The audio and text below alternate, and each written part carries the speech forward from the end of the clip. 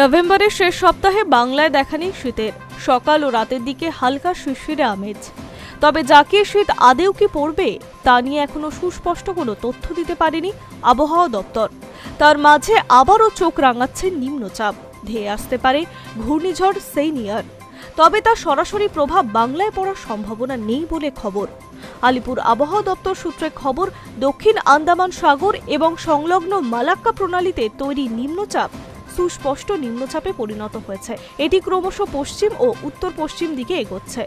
আগামী ৪৮ ঘন্টায় গভীর নিম্নচাপে তা পরিণত হওয়ার সম্ভাবনা। ক্রমশ গভীর নিম্নচাপ উত্তর ও উত্তর পশ্চিমের দিকে সরে আরও শক্তিশালী হয়ে ঘূর্ণিঝড়ে পরিণত হওয়ার সম্ভাবনা রয়েছে। ঘূর্ণিঝড়টির নাম সেইনিয়ার। নাম দিয়েছে সংযুক্ত আরব আমিরশাহী, যার অর্থ সিংহ। এটি ক্রমশ অন্ধ্রপ্রদেশ উপকূলের দিকে এগোবে। নভেম্বরের শেষ অথবা ডিসেম্বরের শুরুতে বিশাখাপত্তনমের কাছাকাছি ল্যান্ডফলের সম্ভাবনাও রয়েছে। আন্দামান নিকোবর দ্বীপপুঞ্জে আগামী কয়েকদিন ভারী থেকে অতি ভারী বৃষ্টির সম্ভাবনা। পর্যটক ও মৎস্যজীবীদের সতর্ক জারি করা হয়েছে। যদিও এই ঘূর্ণিঝড়ের সরাসরি কোনো প্রভাব নেই বাংলায়, তবে নভেম্বরের শেষ সপ্তাহে হাওয়ার গতি পরিবর্তন হতে পারে।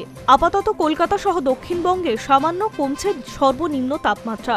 আগামী ৫ দিন কলকাতার তাপমাত্রা ১৭ থেকে ১৯ ডিগ্রি সেলসিয়াস এবং জেলায় ১৪ থেকে ১৫ ডিগ্রি সেলসিয়াসের ঘরে থাকবে।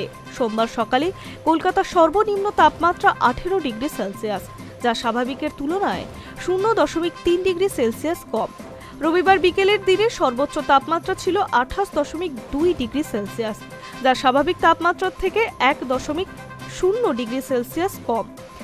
বাতাসে জলীয় বাষ্পের পরিমাণ, আপেক্ষিক আর্দ্রতা ৪৪ থেকে ৯১%। আগামী ২৪ ঘন্টা শহরের তাপমাত্রা থাকবে ১৯ থেকে ২৮ ডিগ্রি সেলসিয়াসের মধ্যে। শুষ্ক হাওয়া, হালকা শীতের আমেজ।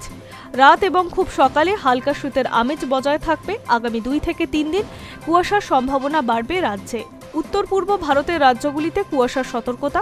উত্তরবঙ্গে বৃষ্টির সম্ভাবনা নেই। শুষ্ক আবহাওয়া বজায় থাকবে। স্বাভাবিকের কাছেই থাকবে তাপমাত্রা। সকাল ও রাতে বজায় থাকবে শীতের আমেজ। Hi News network.